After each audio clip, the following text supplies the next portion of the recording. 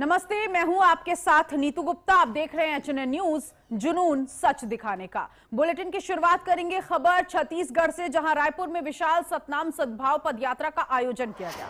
इसका उद्देश्य सामाजिक एकता, भाईचारे और मानव समानता का संदेश देना रहा। पदयात्रा की शुरुआत सतनाम भवन मोवा से हुई, जहां मुख्यमंत्री विष्णुदेव साय और सतनामी समाज के गुरुजन ने श्वेत झंडे दिखाकर यात्रा को रवाना किया। कार्यक्रम का नेतृत्व कैबिनेट मंत्री गुरु खुशवंत ने की। इस दौरान बड़ी संख्या में समाजजन, कार्यकर्ता, गणमान्य नागरिक शामिल हुए। मंत्री ने अपने संबोधन में सामाजिक समरसता को राज्य की ताकत बताया, भाव बनाए रखने का आह्वान किया। पूज्य बाबा गुरु घासीदास जी के चरणों में मैं सत नमन करता हूं। और आज बड़ा सौभाग्य का विषय है छत्तीसगढ़ के लिए कि हमारे प्रदेश के मंत्री हैं गुरु खुशवंत साहब और सतनाम समाज के जो पदाधिकारी हैं, उनके नेतृत्व में रायपुर से लेकर गिरोधपुरी तक 5 दिवसीय सतनाम सद्भाव पदयात्रा का शुभारंभ आज यहाँ पर हुआ है। और जिस तरह से पूज्य बाबा गुरु घासीदास जी पूरे मानव समाज को मनखे एक समान का संदेश दिए थे।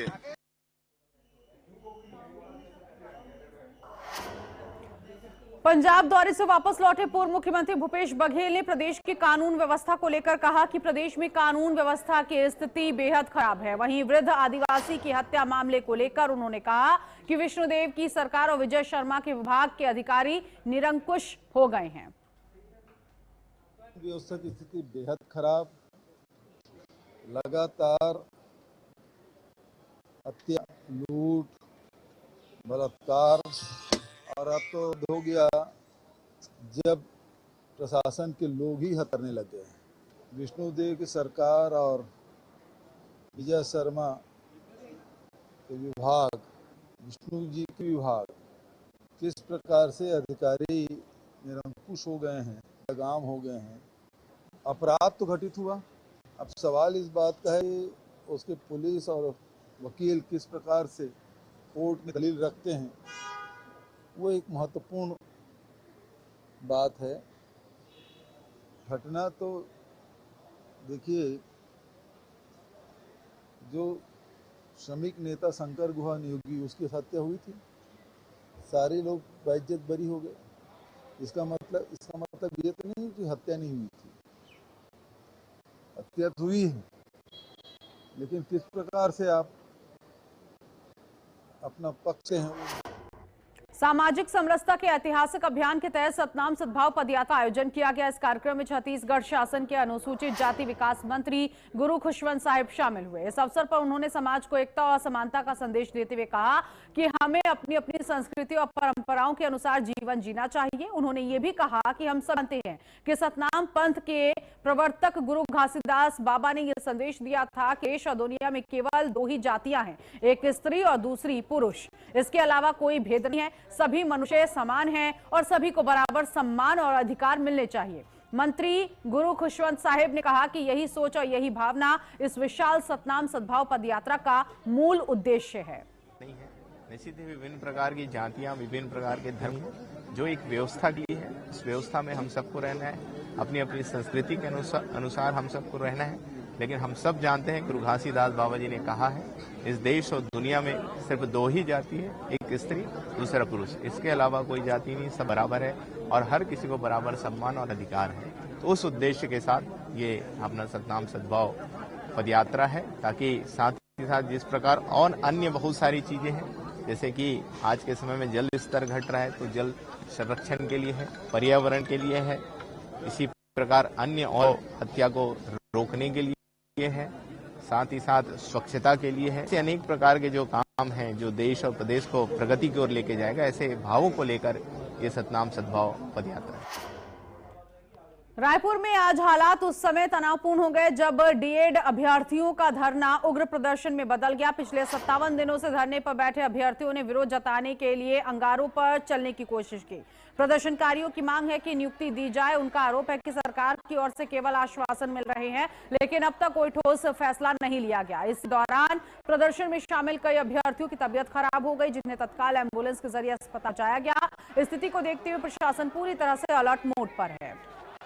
नहीं तोड़ेंगे, हम तो नियुक्ति लेके रहेंगे। मुक्ति हम लोग ये पहला था, हम लोग तो बता के गए ना कितना टाइम तक पुलिस हम लोग को देख सकते। हम लोग रात के 12 बजे भी करेंगे जब तक नियुक्ति नहीं मिलेगा हम लोग करते ही रहेंगे। हम लोग यहाँ से नियुक्ति आएंगे या मृत्यु लेके जाएंगे, और सरकार के ऊपर है कि हम लोग को मृत्यु देना चाह रहे हैं कि नियुक्ति। हम लोग नियुक्ति लेके जाएंगे, यहाँ से बिना खाली हाथ तो नहीं जाएंगे हम लोग।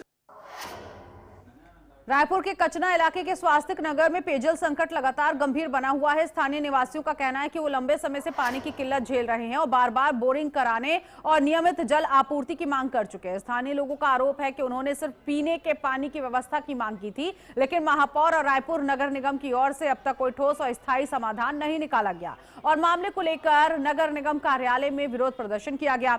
इस प्रदर्शन में नेता प्रतिपक्ष आकाश तिवारी भी शामिल हुए और निगम प्रशासन से पानी की समस्या को स्थायी समाधान करने की बात की। ये स्वास्तिक नगर के लोग हैं, प्रधानमंत्री आवास योजना में रहते हैं। 840 परिवार है, पिछले 1 साल से पीने की पानी की समस्या से जूझ रहा है।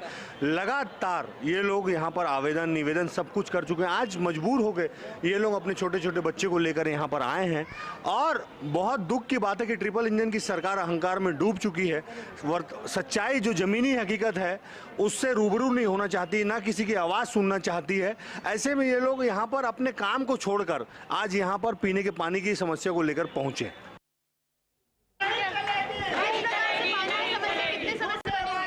पानी की समस्या तो हर साल बनी रहती है। इस बार जनवरी से ही पानी का आना बंद हो गया है। अभी गर्मी लगा नहीं है, रायपुर में 5 महीने गर्मी रहती है। अभी जनवरी से इतना परेशान हो गए हैं आदमी कि काम करने नहा धो नहीं पा रहे हैं, पानी बिल्कुल नहीं आ रहा है। और जहां हम लोग हर जगह आवेदन थे, निगम में आए थे, जोन में गए थे, हर जगह आश्वासन बस मिलता है कि हाँ हो जाएगा, टैंकर भेजवा देंगे, बोर करवा देंगे। कहीं पे भी कुछ नहीं कर रहे हैं। आश्वासन दे के हम लोगों को वापस भेजते, फिर मजबूरी में हम लोगों को ये करना पड़ा धरना देने के लिए। फिर भी क्या वो बोले, छोटे छोटे बच्चे लेके आए हैं, कोई नहाए हैं कोई नहीं नहाए हैं, किसी के घर खाना नहीं बना है, कोई 100 रुपये कमाने वाले हैं, दिन भर में 100 रुपये कमाते हैं, उसको छोड़ के आए हैं। अगर पानी की समस्या के लिए हम हर दिन ऐसे ही यहाँ आते रहे तो कमाएंगे क्या, बताइए।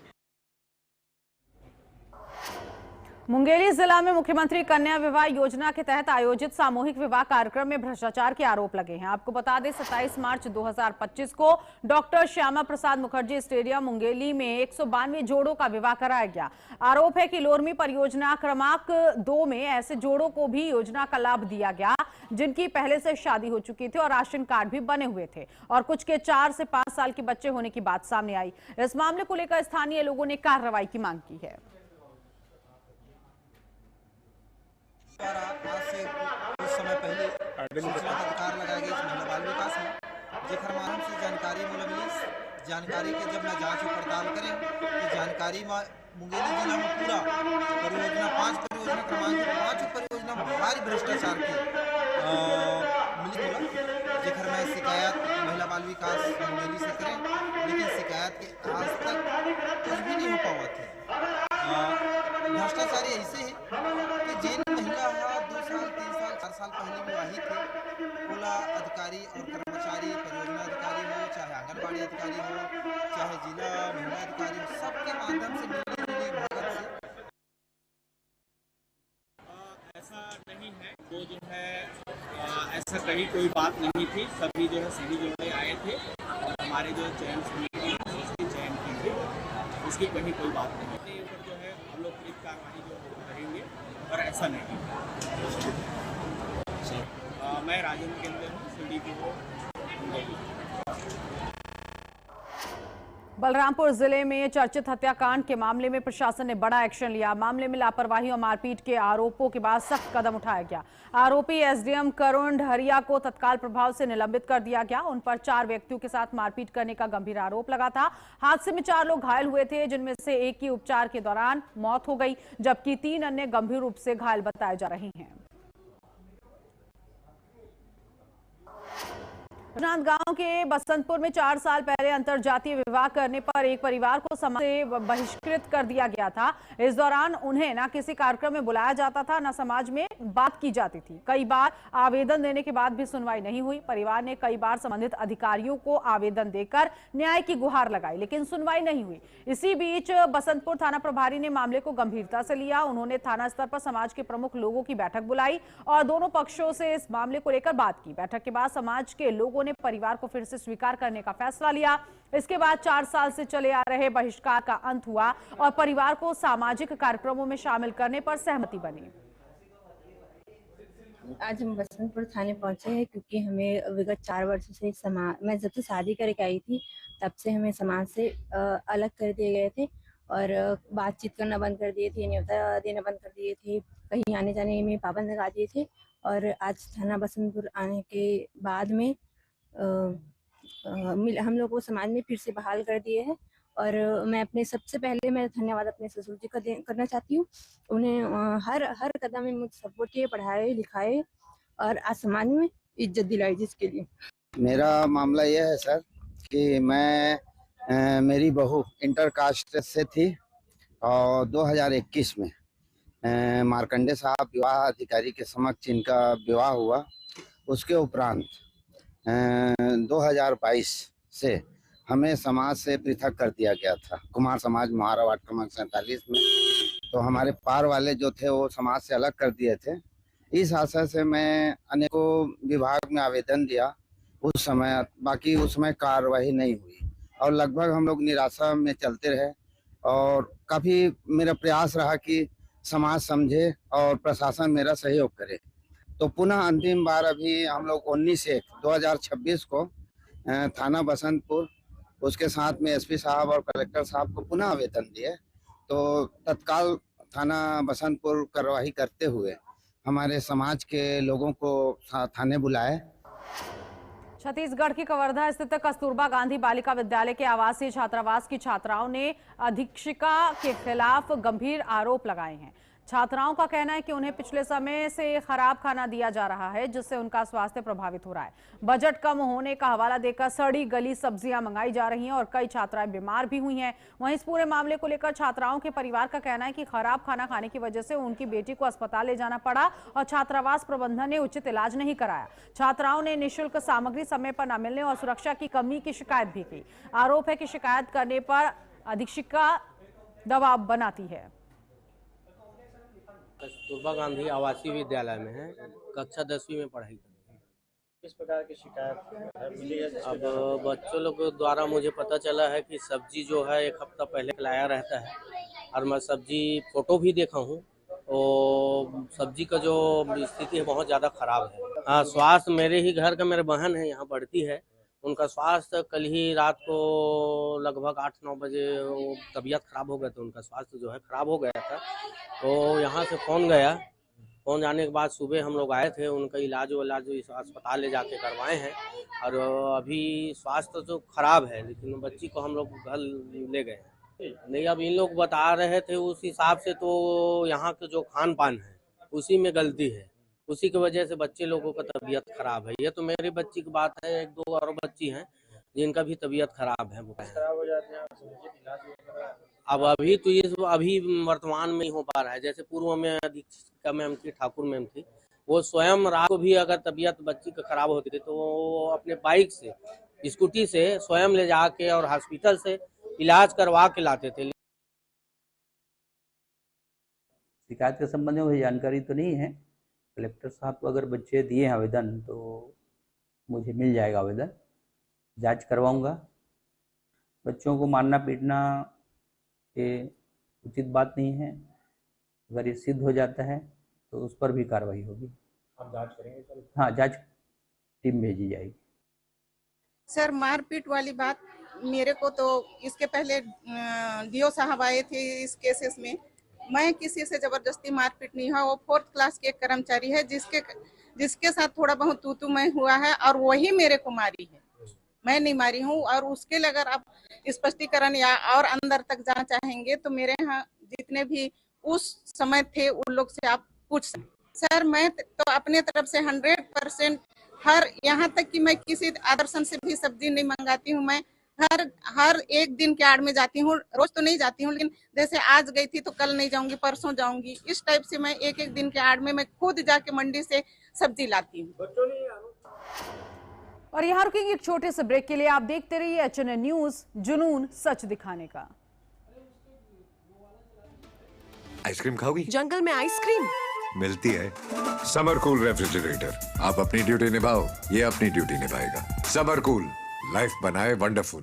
गोल्डी हिंग का तड़का लगे तो सभी दबा के खाते हैं। गोल्डी हिंग, कण कण में जान।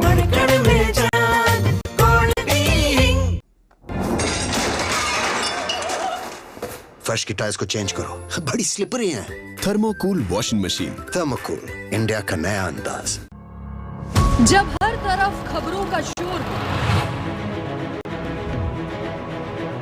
जब सच और अफवाह में फर्क ना हो, तब एक चैनल उठता है सवालों की रोशनी लेकर,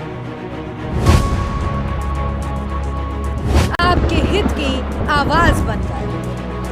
HNN न्यूज, जुनून सच दिखाने का। ब्रेक के बाद आगे बढ़ेंगे। गोरेला पेंड्रा रतनपुर मुख्य मार्ग के बंजारी घाट में कोयले से भरी ट्रेलर के बेकाबू होकर खाई में गिर जाने की खबर सामने आई। हादसे में चालक और परिचालक दोनों की मौत हो गई। सूचना मिलने पर पुलिस मामले की जांच कर रही है। तो कोयले से भरा ट्रेलर खाई में गिर गया और इसकी वजह से ये बड़ा हादसा, 2 लोगों की जान चली गई। सूरजपुर जिले के चंद्रपुर तलवापारा गांव में एक परिवार के 3 सदस्यों की जहरीली गैस से मौत का मामला सामने आया। कोयला जलाकर सोने के दौरान कमरे में गैस की वजह से दम घुटने के कारण उनकी जान चली गई। ग्रामीणों ने बताया कि प्रधानमंत्री आवास योजना के तहत मकान बना था, जिसमें रोशनदान नहीं होने की वजह से कमरा में कोयले का धुआं भर गया, जिससे तीनों की जान चली गई। सूचना मिलने के बाद पुलिस मौके पर पहुंची और शव को कब्जे में लेकर आगे की जांच शुरू कर दी है। छत्तीसगढ़ के जांजगीर चांपा से बड़ा हादसा, जिसकी खबर मिल रही है कि खड़े ट्रैक्टर से एक बाइक टकराई है। बाइक सवार 2 युवकों की मौत हो गई। अंधेरे के चलते यह हादसा हुआ है। मामले की जांच पुलिस कर रही है। तो छत्तीसगढ़ के जांजगीर चांपा से ये खबर, जहां सड़क हादसा हुआ है, खड़े ट्रैक्टर से एक बाइक टकरा गई और इस हादसे में बाइक सवार 2 युवकों की मौत हो गई।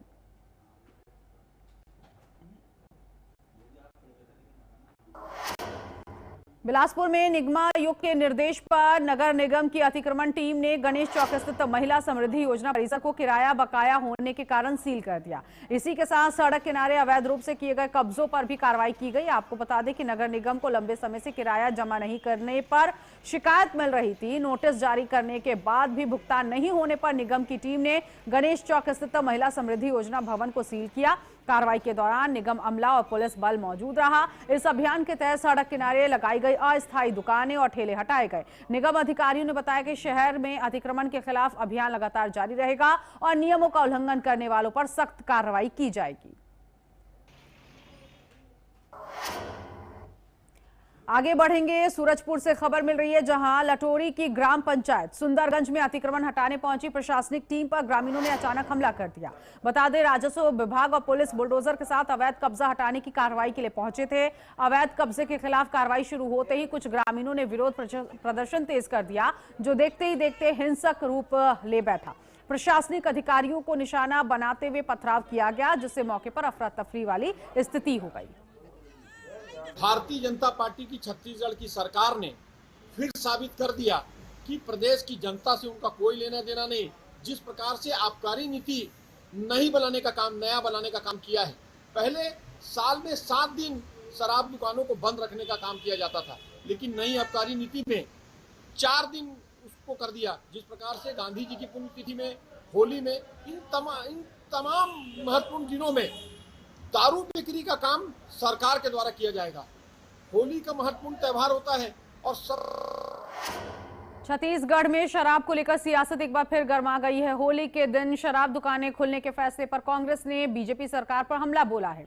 कांग्रेस नेता और पूर्व विधायक विकास उपाध्याय ने कहा है कि सरकार को प्रदेश की जनता की परवाह नहीं है। उन्होंने कहा, होली महत्वपूर्ण त्योहार है, सबसे ज्यादा आपराधिक घटनाएं इस समय होती हैं, लेकिन इस बार भी शराब दुकानें खुलेंगी। भाजपा केवल शराब से पैसा कमाना चाहती है और प्रदेश को नशे में झोंक रही है। कांग्रेस ने इस फैसले को सामाजिक और कानून व्यवस्था के लिए खतरनाक बताया और भाजपा की नीति पर सवाल उठाए।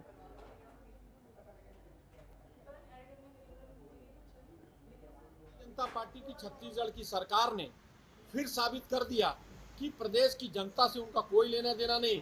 जिस प्रकार से आबकारी नीति नया बनाने का काम किया है। पहले साल में 7 दिन शराब दुकानों को बंद रखने का काम किया जाता था, लेकिन नई आबकारी नीति में 4 दिन उसको कर दिया। जिस प्रकार से गांधी जी की पुण्यतिथि में इन तमाम महत्वपूर्ण दिनों में दारू बिक्री का काम सरकार के द्वारा किया जाएगा। होली का महत्वपूर्ण त्योहार होता है और सबसे ज्यादा अपराध, सबसे ज्यादा आपराधिक घटनाएं होली के समय होती है। होली के दिन शराब की दुकान खुले रहेगी, क्या वातावरण रहेगा, क्या माहौल रहेगा। रायपुर में राजस्व मंत्री टंकराम वर्मा ने डिजिटल ऋण पुस्तिका का विमोचन किया। इस दौरान उन्होंने कहा कि राजस्व विभाग में ऐतिहासिक सुधार किए गए हैं और किसान किताब को डिजिटल स्वरूप दिया जा रहा है। अब किसान भुइयां पोर्टल के माध्यम से घर बैठे अपनी जमीन से जुड़ी जानकारी ले सकेंगे। मंत्री ने कहा कि इस पहल का उद्देश्य पारदर्शिता बढ़ाना, किसानों को सुविधा देना और भूमाफियाओं पर रोक लगाना है। केंद्र सरकार द्वारा 500 करोड़ रुपए से ज्यादा की राशि से राजस्व सेवाओं का आधुनिकीकरण किया जाएगा।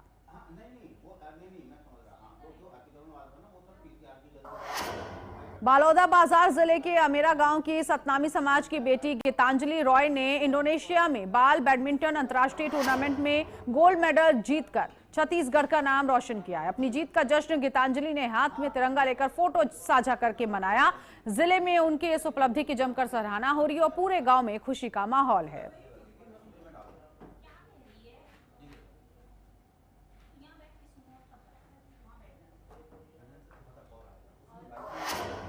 और इसी के साथ इस बुलेटिन में अभी के लिए बस इतना ही। आप देखते रहिए HNN न्यूज, जुनून सच दिखाने का।